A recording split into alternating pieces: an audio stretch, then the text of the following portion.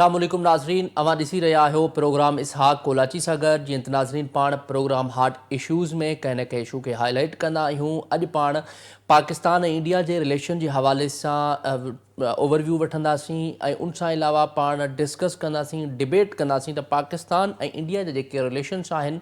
उहे day by day जेके आहिनि कन्फ्लिक्ट तरफ़ वधनि पिया। मुख़्तलिफ़ वक़्तनि ते जेके आहिनि उहे वार्स बि थियूं आहिनि पाकिस्तान इंडिया जे विच में। अॼु रीसेंट डेवलपमेंट इहा बि साम्हूं आई आहे, पाकिस्तान में जेका अंदरूनी ख़ासि तौर ते टेररिज़म आहे या टेररिज़म जो जेको कल्चर आहे ऐं जेका दहशतगर्दी हिन मुल्क में थिए पई, पाकिस्तान जी हुकूमत हुजे या जेके बि इंटरनेशनली इहो नोट डाउन कयो वियो आहे त उन में भारत मुलविस आहे। पर हाणे अमेरिका जहिड़े कंट्री ऐं उन्हनि जी न्यूज़पेपर वाशिंगटन पोस्ट जी अॼु रिपोर्ट साम्हूं आई आहे, जंहिंमें उन्हनि वाज़े कयो आहे त पाकिस्तान में जेका दहशतगर्दी थिए पई उहा उन में इंडिया या भारत मुलविस आहे। हाणे भारत जेको आहे, भारत जो चहिरो दुनिया आॾो हिकिड़ो बेनकाब थी चुको आहे। कॾहिं उहो कंहिं ॿिए मुल्कनि सां ऐं किथे कंहिं महिल कैनेडा में, कंहिं महिल किथे कहिड़े मुल्क में, उन्हनि जी मुख़्तलिफ़ वक़्तनि ते जेका उन्हनि जी एजेंसी आहे उन्हनि जी मुख़्तलिफ़ सहूलियतकारी ज़रिए इहे दहशतगर्दी जेका आहे उहा थिए पई वर्ल्ड लेवल ते। ऐं पाकिस्तान में ख़ासि तौर ते जेका दहशतगर्दी आहे उन में भारत मुलविस आहे। छा वाकई भारत मुलविस आहे या उन खां अलावा भारत जेको आहे अहिड़े क़िस्म जूं कारवायूं हरकतूं कंदो रहियो आहे? इन सॼी हिस्ट्री ते जेको आहे पाण थोरो ओवरव्यू वठंदासीं ऐं उन सां गॾोगॾु पाण इहो बि डिस्कस कंदासीं त पाकिस्तान ऐं इंडिया जा जेके रिलेशन्स आहिनि उहे हिकु बहितरी तरफ़ त न पिया वञनि, उहे त बदतर खां बदतर थींदा पिया वञनि, पर उन में वॾो हिकिड़ो झोल इहो आहे त उन्हनि जी जेका पॉलिटिक्स आहे उहा इवन स्पोर्ट्स में बि पॉलिटिक्स यूज़ थिए थी। गेमनि जा जेके रांदियुनि जा जेके मुक़ाबला थियनि था, जीअं हाणे T20 चैंपियंस ट्रॉफी या मुख़्तलिफ़ जेके आहिनि, उन्हनि में बि पाकिस्तान ऐं इंडिया जे विच में जेको आहे सियासत थींदी रहे थी। इंडिया मुसलसल पाकिस्तान ते वार कंदो रहे थो ऐं उहो चाहे उहो इंडिविजुअली वार हुजे, चाहे उहा स्पोर्ट्स में वार हुजे या हाइब्रिड वारफेयर हुजे, पाणी जी वार हुजे, उन्हनि घटि न कई आहे इंडिया। इन सॼे मामले ते पाण ॻाल्हि ॿोल कंदासीं। हिन सां गॾु अॻूणा सफ़ीर ऐं तजिया निगार GR बलोच साहब असांखे जॉइन कयो आहे। वॾी महिरबानी GR बलोच साहब असांखे जॉइन करण जे लाइ। जी थैंक यू। GR बलोच साहब, सभ खां पहिरियां असांखे इहो ॿुधाइजो, पाण गुज़िरियल 76 सालनि खां इहो त ॿुधंदा पिया अचूं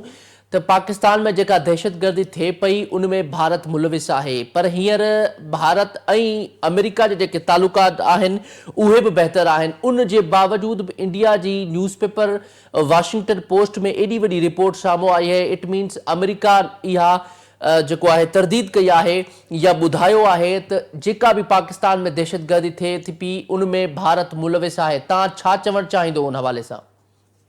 ॾिसो, असांखे थोरो इन में करणो पवंदो क्लैरिफाई त American government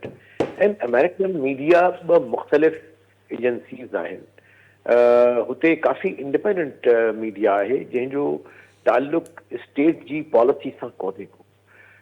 so Washington post चइजाए कि अमेरिकन अख़बार आहे, लेकिन हिकिड़ी काफ़ी मुस्तनद ऐं बावक़ार ऐं हिकिड़ी क्रेडिबल जेका आहे न्यूज़ पेपर आहे। ऐं हू अहिड़े क़िस्म जी का बि अहिड़ी ख़बर न घणो करे न कंदा आहिनि जेका प्रॉपरली वेरीफाइड न हुजे हिकिड़े सोर्स खां वधीक सोर्सनि जे ज़रिए। इनफैक्ट चेक ऐं काउंटर चेक हूंदो आहे। ऐं ख़ासि तरह जेकॾहिं इंडिया जहिड़े वॾे मुल्क ऐं अहिड़ो मुल्क जेको हाणे स्ट्रेटेजिक पार्टनर थी चुको आहे क्वाड जे लेवल ते विद अमेरिका, त हुन ज़रूरन उहा जेका आहे सो फैक्ट चेक करण खां पोइ इहा रिपोर्ट लिखी हूंदी। त जेकॾहिं इन मां इहो साबित थियो त इहा जेका रिपोर्ट आहे वॉशिंगटन पोस्ट जी सा काफ़ी अथेंटिक आहे, सोर्सिस ते ऐं एविडेंस ते जेको आहे सो सॼो मदार आहे हुन जो। लिहाज़ा इन में तमामु हिकिड़ी ख़तरनाक ट्रेंड जी निशानदही ॾिए थी त बजाए इंडिया हिन वक़्तु पाण खे सरबराह एशिया जो, साउथ एशिया जो ऐं ग्लोबल लेवल ते बि जहिड़ो कर हुन जूं नज़रूं UN जे सिक्योरिटी काउंसिल ते आहिनि, उन जे बावजूद बि अहिड़े क़िस्म जो बिहेवियर जेको नॉन स्टेट एक्टर्स जे हवाले हूंदो आहे त उहे जेके से एक्स्ट्रा जुडिशियल किलिंग में हूंदा आहिनि ज़रूरु, ऐं सभ खां वॾो जेको प्रोपेगेंडा एंटी टेररिज्म जो असांखे अनफॉर्चुनेटली इंडिया मां ई ॿुधण में आयो। असांखे इहो ॿुधण में आयो त Pakistan is the AP centre and so and so fourth. त हाणे जेके एविडेंस पियो अची इहो त उनजे बिल्कुलु बरअक्स आहे। ऐं मुंहिंजे ख़्याल आहे जेको सोचण वारो इंडियन आहे, जेको सम्झण वारो इंडियन आहे, जेको इंडिया खे हिकिड़ो सुठो मुल्क, हिकिड़ो बावकार मुल्क, हिकिड़ो जमहूरी मुल्क बनाए पेश करणु चाहे थो दुनिया में, उन्हनि जे लाइ त शर्म जो मक़ाम आहे, उनजे लाइ ॿुधण जो मक़ाम आहे। त ही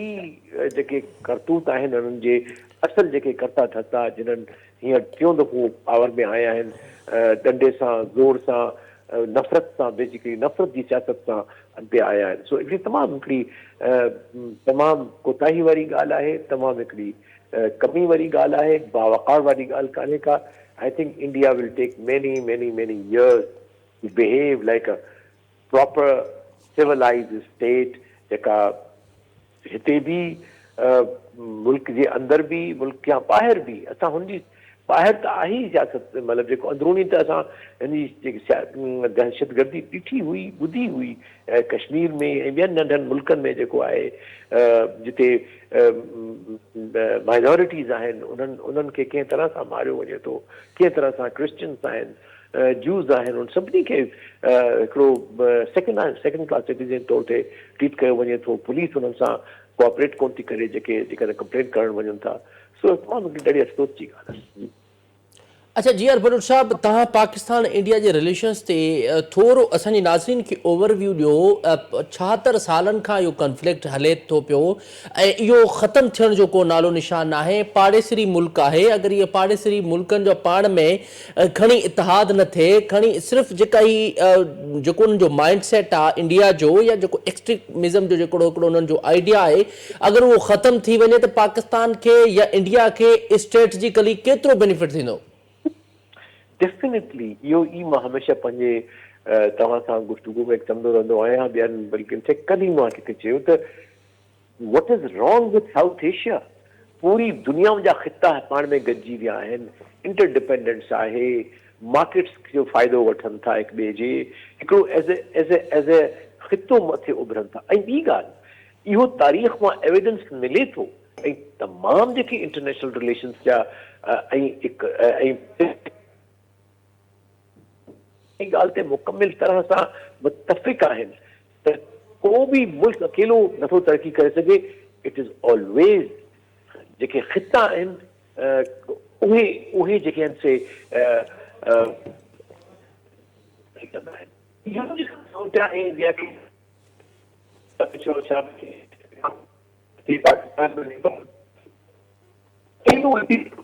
जी तरक़ी करे ऐं हिकिड़ो वॾो चमक वारो सितारो बाक़ी हुनजा जेके त मुंहिंजे ख़्याल इहा तमामु आम ख़्याली आहे। खे ख़बर आहे त जॾहिं जी भरूच साहब, तव्हांजो आवाज़ बार बार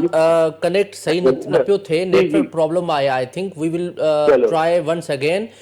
नाज़रीन ते जेको असांजो राब्तो जेको आहे GR बलोच साहब दफ़ो मुनक़िद थी चुको आहे। पाण ॿीहर कोशिशि कंदासीं GR बलोच साहब खे लाइन अप करण लाइ, छाकाणि त पाकिस्तान ऐं इंडिया जे रिलेशन जे हवाले सां पाण ॻाल्हि ॿोल पिए कई। ऐं अॼु हिकिड़ी जीअं रिपोर्ट मूं ॿुधाई इंट्रो में, त वाशिंगटन पोस्ट में इहा रिपोर्ट साम्हूं आई आहे त उन रिपोर्ट में इहो चयो वियो आहे त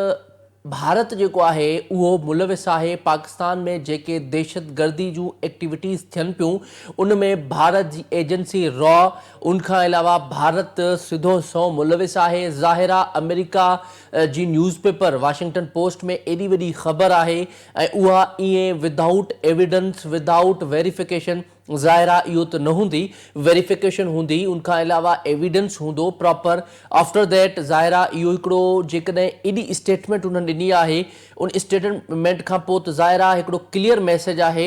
ऐं इहो साफ़ वाज़े आहे त इंडिया भारत में इंडिया जेको आहे उहो दहशतगर्द एक्टिविटीज़ में न सिर्फ़ु पाकिस्तान में बल्कि डिफरेंट कंट्रीज़ में बि मुख़्तलिफ़ वक़्तनि ते उन्हनि ते अहिड़े क़िस्म जा एलिगेशन्स लॻंदा रहिया आहिनि। पर एलिगेशन्स त पंहिंजी जाइ ते,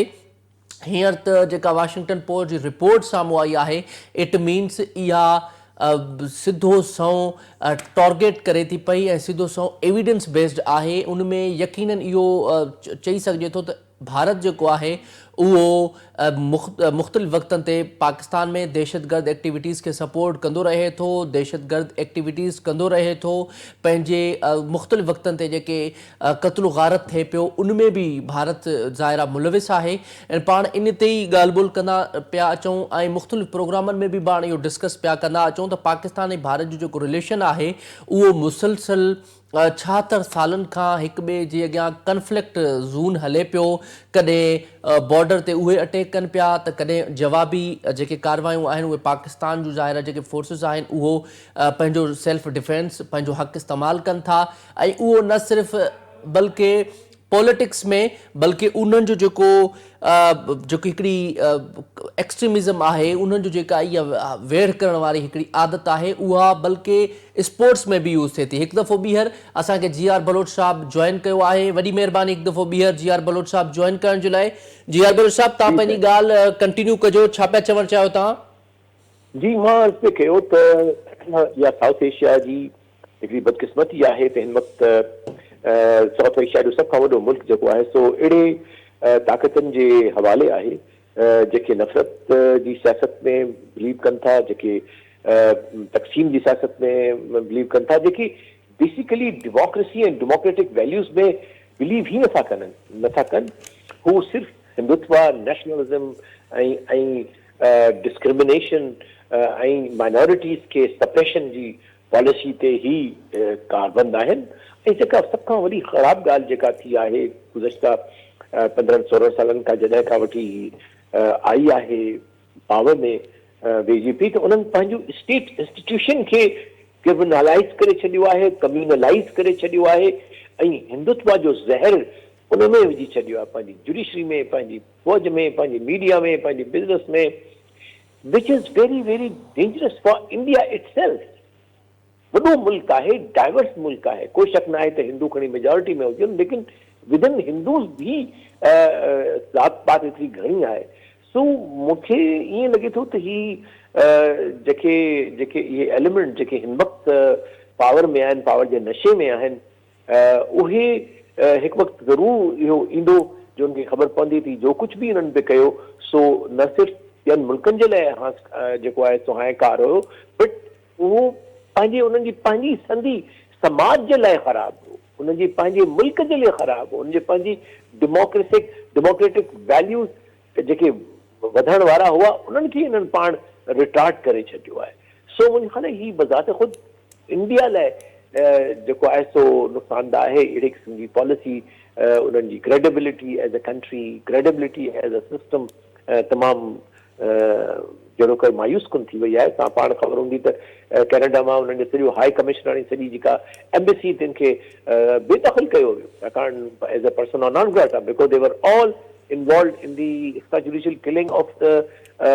Sikh leaders.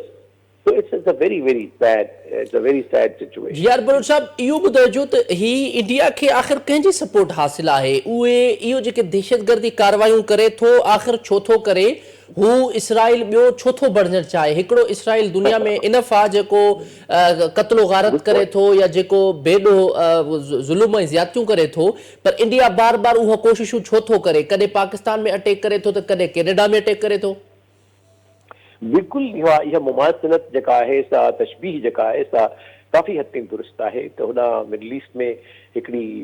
फैशिस्ट हुकूमत इज़राइल जी आहे जेका इंसानी वैल्यूज़ में इंसान जी ज़िंदगी जो को क़दुरु कोन थी करे, ॿारनि जो, ख़वातीन जो,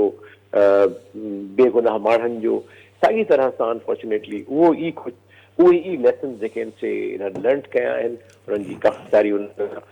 नतनयाहू ऐं जेके हुन जा आहिनि एक्सट्रीमिस्ट ग्रुप वारा जेके हींअर पावर में आहिनि इज़राइल, काफ़ी सारी मुमासिलत आहे उन्हनि जी थिंकिंग में, उन्हनि जी अप्रोच में, उन्हनि जी गवर्नेंस में, but it's sad for the middle east and for Israel and it is South Asia and it is sad for India. अच्छा जी बलूच साहब, हाणे त ज़ाहिर आहे अमेरिका में बि कुझु चेंजिंग आई आहे। हाणे ट्रंप सरकार जेका आहे उते ज़ाहिर आहे हिन महीने taking oath and after that तव्हां छा था सम्झो उहो केतिरे हद ताईं उन्हनि जा जेके तालुकात हूंदा उहे इंडिया सां थींदा, छाकाणि एॾी वॾी अमेरिका पारां स्टेटमेंट जारी करण खां पोइ जेकॾहिं उन्हनि खे अञा वधीक फेवर कनि था त इट मीन्स उहे सपोर्ट आहिनि इन शइ जा। ॾिसो, इहा मूं तव्हांखे जीअं पहिरें ॿुधायो त मीडिया ऐं हुकूमतूं मुख़्तलिफ़ टेंजेंट ते हूंदियूं आहिनि, कॾहिं कॾहिं मुमासिलत थी बि सघे थी, लेकिन America under Trump what will it be, I think it's a very big question. अञा ताईं को बि डिसाइफर न थी सघियो आहे त छा वाकई जो कुझु हू पंहिंजे रिटोरिक में चयो आहे, जेके पंहिंजी इलेक्शन कैंपेन में हुनजो कुझु कयो आहे, छा उहो सभु कुझु पूरा करे सघंदो। इन में को शक त कोन्हे को त अमेरिका इंडिया खे सिलेक्ट करे चुको आहे as a strategic partner in Asia Pacific to counter China. उहा हिकिड़ी ॻाल्हि वाज़े आहे, एग्रीड आहे, ऐं इन में को शक कोन्हे को। So I think under Trump India US relations will further लॻे थो त अञा अॻिते वधंदा, मज़बूत थींदा, छाकाणि जो ट्रम्प जो ऐं बाइडन जी काफ़ी सारी कॉमनालिटी, ॿई जेके आहिनि जमहूरियत में जे जमहूरी जेको रूह आहे जमहूरियत जो उनमें बिलीव कोन था कनि। हू पंहिंजे नैरो नेशनलिज़म एथनिकज़म सां घणा वाबस्ता आहिनि, ऐं हू बि जेके आहिनि से इंटरनेशनल जेको रूल ऑफ लॉ आहे, छाकाणि जो ही जो कुझु extra judicial killing by one country in other third country में जेको आहे सो बेसिकली शो थो करे त उन इंटरनेशनल नॉर्म्स, इंटरनेशनल लॉ जी पत न आहे। ठीकु आहे, वॾी महिरबानी जी.आर. बलोच साहब असांखे टाइम ॾियण जे लाइ। नाज़रीन, अवां असांजे पैनल जी ॻाल्हि ॿोल ॿुधी, जेके अॻोणा सफ़ीर बि रही चुका आहिनि ऐं उन सां गॾोगॾु सीनियर तर्जीह निगार बि आहिनि। उन्हनि तफ़सीली हमेशह पंहिंजे प्रोग्रामनि में जेको एनालिसिस कंदा रहंदा आहिनि। हींअर बि उन्हनि अहिड़ो ई एनालिसिस कयो त अमेरिका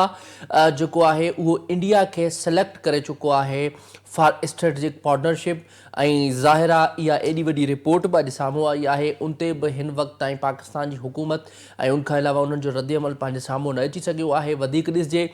ट्रंप सरकार हुकूमत संभालण खां पोइ उन्हनि जा कहिड़ो रद्द अमल हूंदो, उहे केतिरे हद ताईं पाकिस्तान सां लाॻापा रखनि था या इंडिया सां रखनि था, इन ते ज़ाहिर आहे मुसलसल पाण प्रोग्राम कंदा रहंदासीं। सो नाज़रीन, हिते वठूं था शॉर्ट ब्रेक, स्टे विथ अस।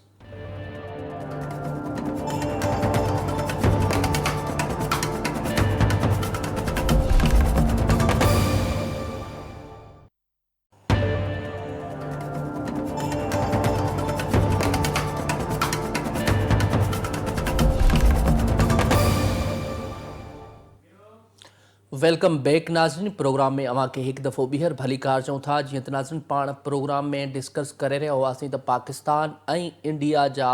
जेके लाॻापा आहिनि उहे ॾींहों ॾींहुं हिकु कन्फ्लिक्ट ज़ोन में वञनि पिया, ऐं उनखां अलावा अॼु जेका रीसेंट डेवलपमेंट पंहिंजे साम्हूं आई, जंहिंमें वाशिंगटन पोस्ट जेका आहे रिपोर्ट पब्लिश कई आहे त जेका पाकिस्तान में दहशतगर्दी थिए पई उहा उनमें भारत मुलविस आहे, ऐं जेके बि क़त्लो गारत थिए पई त उनमें भारत जी एजेंसी रा मुलविस आहे। उन हवाले सां पाण ॻाल्हि ॿोल पई कई त हाणे पाण सीनियर सहाफ़ी ऐं तर्जीह निगार पाण खे शाहिन कुरैशी साहब जॉइन कयो आहे, जेके तमामु घणी इंटरनेशनली इशूज़ ऐं नेशनल इशूज़ ते वर्त रखनि था। कुरैशी साहब, बहुत शुक्रिया शो में ज्वाइन करने के लिए। शुक्रिया भाई, शुक्रिया। कुरैशी साहब, आप कैसे देखते हैं पाकिस्तान और इंडिया के ताल्लुकात को? 76 बरस बीत गए, लेकिन पाकिस्तान और इंडिया के ताल्लुकात इस हद तक बिगड़ते जा रहे हैं कि न सिर्फ पॉलिटिक्स बल्कि स्पोर्ट्स में भी उनके जो आपस में ताल्लुकात हैं वो भी ख़राब होते जा रहे हैं। ना इंडिया की टीम पाकिस्तान में आती है, ना पाकिस्तान की टीम इंडिया में जाती है, और ना सिर्फ ये कि उनका हाइब्रिड वारफेयर चल रहा है आपस में। और आज रिसेंट डेवलपमेंट ये भी हुई है, वाशिंगटन पोस्ट में अमेरिका का जो न्यूज़पेपर है उसमें ये बताया गया है, रिपोर्ट पब्लिश की गई है कि पाकिस्तान में जो दहशतगर्दी हो रही है उसमें इंडिया मुलविस है। जी हाँ, ये बात जो है ना सिर्फ ये कि पाकिस्तान के जो है इसके बारे में पहले जो है डॉक्यूमेंट्स रिलीज कर चुके हैं, और ये मामला जो है आलमी सतह पे भी उठाया गया, और जो है दो तरफा ताल्लुकात किसी किस्म के नहीं है। और जब से जो है इलाके के अंदर जो है जियोपॉलिटिकल मंजरनामा चेंज हुआ, चाइना को بلاک کرنے کی امریکن پالیسی کے تحت جب پریفرنس دی گئی انڈیا کو امریکہ کی جانب سے اور انہیں سول نیوکلیئر پروگرام سمیت بہت سارے معاملات میں وہ پارٹنر بنے، تو اس کا مطمئن نظر چائنا تھا، اور پاکستان میں افغانستان سے امریکہ کے نکلنے کے بعد پاکستان کے اندر وہ اسٹریٹجک جو ہے ضرورت ان کی امریکنز کی اس طرح رہ نہیں گئی تھی جب سے وہ اچانک فوج نکال کے لے گئے بے حد جو ہے نان پروفیشنل طریقے سے، جس کے اثرات اس خطے میں آئے، اور ہمارے ملک کے اندر جو دہشت گردی کا بہت بڑا مسئلہ تھا جسے بڑی قربانیوں نے قوم نے دی، افواج نے دی، پولیس نے دی، ایف سی نے دی، عوام الناس نے جو ہے مساجد میں، بیکریوں میں، شاپنگ سینٹرز میں اپنی جانوں کا، ہمارے معصوم بچوں نے اے پی ایس میں قربانیاں دیں، ان تمام چیزوں کا بھی ہمارے پہ وہ ہوا کہ پھر یہاں ہم نے طالبان کو بھی لے آئے، کلبھوشن یادو کے معاملات بھی عالمی سطح پر اٹھے، اور بلوچستان کے اندر بھی یہ باتیں آئیں کہ بھی سب نے جو ہے شیک ہینڈ کر لیا ہے اور پاکستان کو ٹارگٹ کیا جاتا ہے۔ تو یہ ایک عالمی منظرنامے سے جو جڑی ہوئی چیزیں ہیں جس کے اندر کنٹین کرنے کا جو ایجنڈا ہے اپنا امریکہ کا، اس کے اندر پھر خطے میں، ریجن میں ایک کھلاڑی کے طور پہ آگے بڑھانے کے لیے انڈیا کو امریکہ نے کافی سپورٹ کر رکھا ہے، اور وہ ان کا بلو آئیڈ ہے اور ان پہ بڑی آج کل لاڈ اور پیار بھی ہوتا ہے، جبکہ ویسے برکس میں بھی گیا انڈیا۔ لیکن یہ دو چیزیں ہوئی تھیں، ایک مشرق وسطی میں جو چائنا نے انیشیٹو لیا تھا، اور ایران کے مابین اور ایران سعودی عرب کے اور یمن کے اور دیگر ممالک کے درمیان جو باہمی طور پر جھڑپیں، جنگیں اور ایک جو ہے کھینچاؤ اور تعلقات کی خرابی موجود تھی، اس کو برج کیا تھا، اور یہ بہت بڑا انیشیٹو امریکہ چائنا کا قرار پایا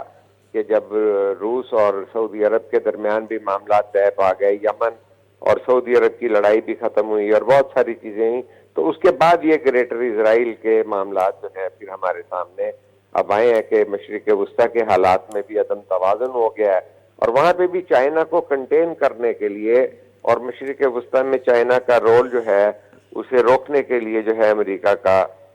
بائیڈن گورنمنٹ کا ایجنڈا چل رہا تھا۔ اس کے بعد یہاں پر جو ہے جب سے ہندوتوا کے ایجنڈے پر یہ پاپولسٹ مودی گورنمنٹ آئی، انہوں نے اپنے نہ صرف یہ کہ اپنے ہی سماج کو سب سے پہلے اتھل پتھل کا شکار کیا، وہاں پہ بھی جمہوری اقدار، دیگر مذاہب پر تشدد اور ہندو ایک ریاست بنانے کا جو بی جے پی کا اور خاص طور پر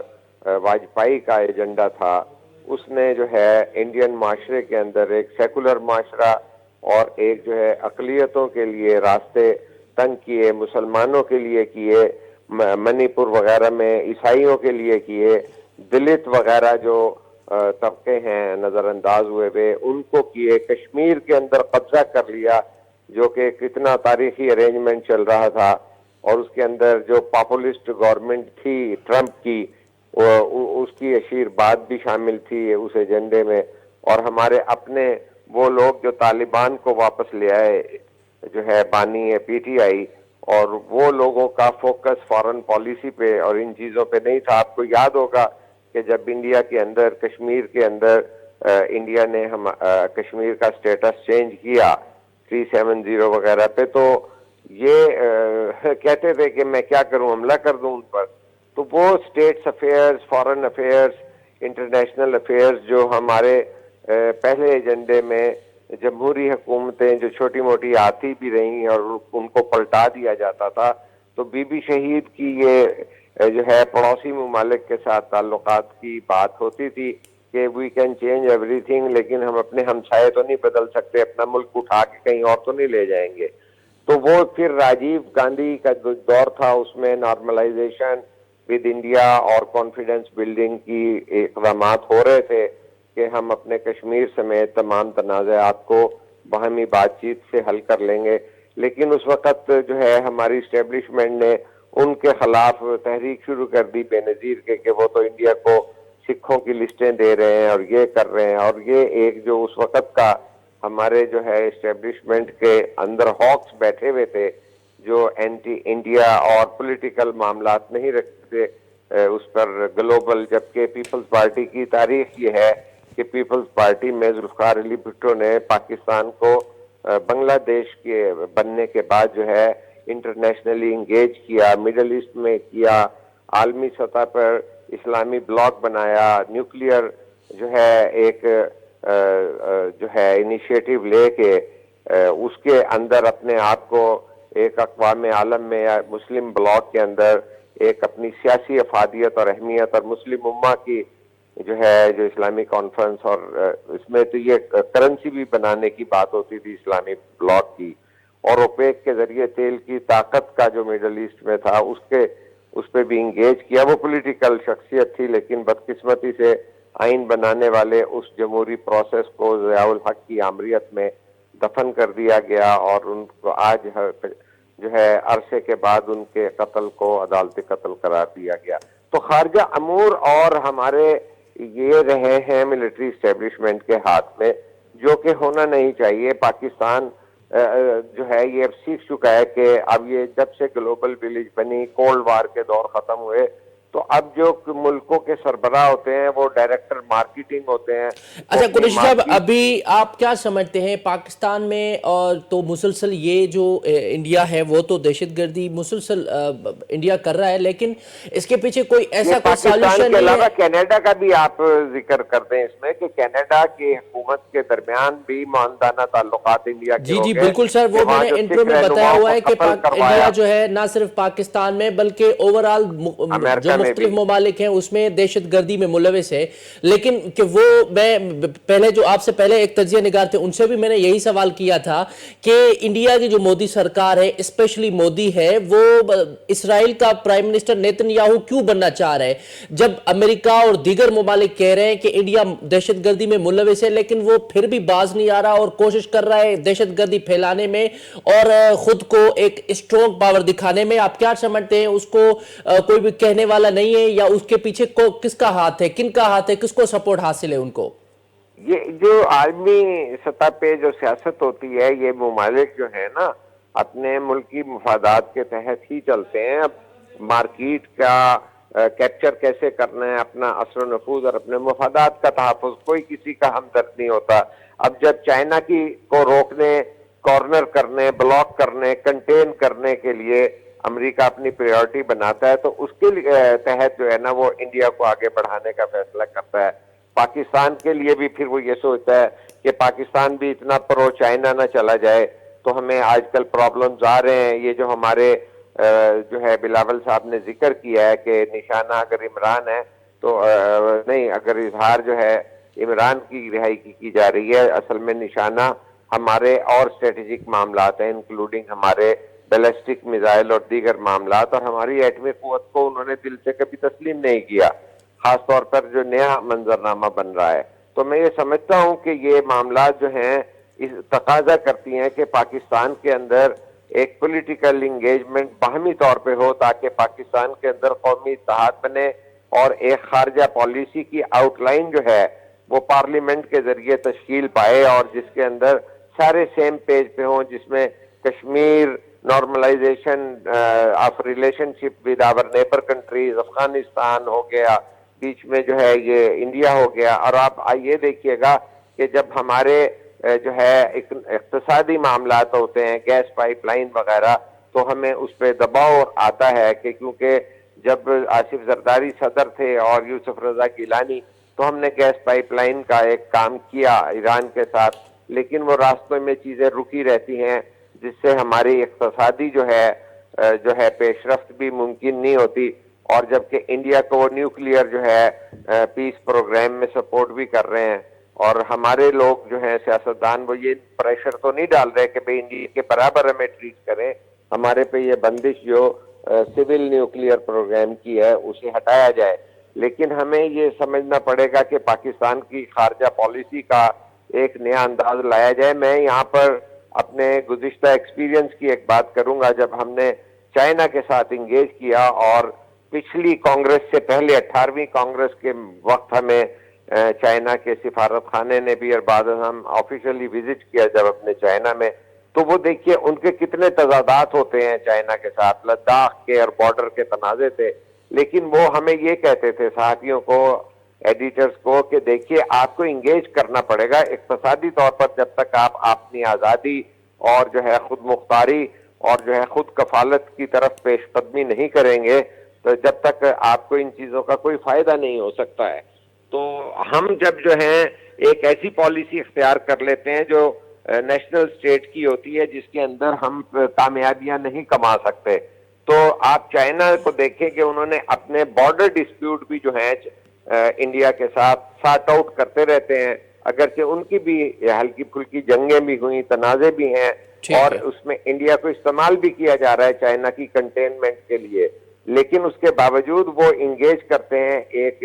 اپنی پالیسی, خارجہ پالیسی اپنے ہاتھ میں رکھ کے. ہماری خارجہ پالیسی جو ہے ملٹری اسٹیبلشمنٹ کے ہاتھ میں جو رہتی ہے, اس کی وجہ سے اس پہ کنٹینیوٹی بھی نہیں ہے, تسلسل بھی نہیں ہے, اور ہم ایک ہدف بھی نہیں رکھ رہے. ہمارا جو کشمیر کی اچیومنٹ تھی, کشمیر کے معاملے پہ جو ہمیں عالمی سطح پر UN سے کامیابی ہوئی تھی, وہ تمام چیزیں جو ہیں پس منظر میں چلی گئیں, وقت ضائع ہو گیا, اور کبھی ہمارے کرکٹ ڈپلومیسی ہوئی, کبھی مشرف صاحب جو ہیں اکیلے جا کے جو مرضی ڈائیلاگ شروع کر دیتے تھے, لیکن جو پولیٹیکل فورسز ہیں جو انگیج کرتی ہیں وہ ہم نے وقت ضائع کیے ہیں. کیونکہ یہ مودی کی جو پاپولسٹ پارٹی ہے, جو وہاں کے جو ہیں ٹرمپ کا آپ نے بنایا کہ انڈیا کا منظرنامہ ویسا ہی ہے جو ٹرمپ کے آنے پاپولسٹ پالیٹکس پہ ہوتا ہے. تو میں سمجھتا ہوں کہ پاکستان کی خارجہ پالیسی کے جو ہے نا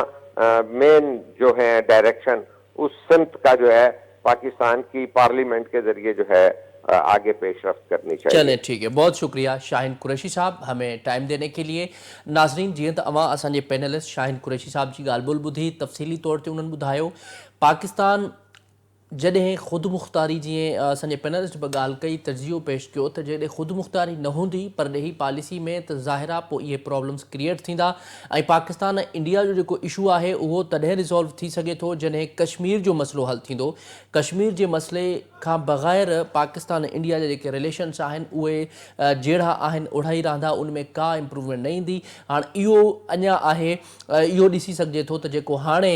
ट्रंप जे अचण खां पोइ ॾिसिजे त ट्रंप जेको आहे उहो कंहिंखे फेवर थो करे, इंडिया खे करे थो स्ट्रेटजिकली या पाकिस्तान खे करे थो, इहो ज़ाहिर आहे पोइ ॾिसिजे वधीक छा थो थिए. प्रोग्राम जो जेको वक़्तु आहे नाज़रीन उहो पंहिंजी पुॼाणी थो पहुचे. मूंखे ॾींदा इजाज़त, अल्लाह निगहबान.